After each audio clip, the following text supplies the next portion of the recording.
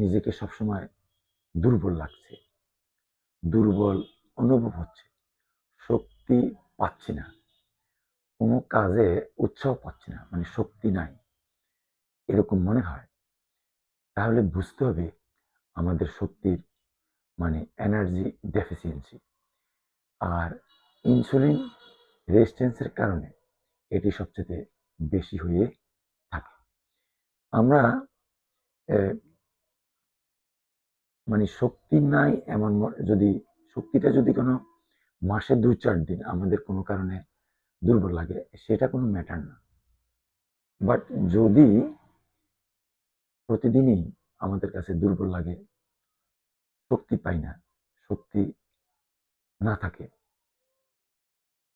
তাহলে বুঝতে হবে আমাদের ইনসুলিন রেজিস্ট্যান্স হয়ে গেছে অথবা ইনসুলিন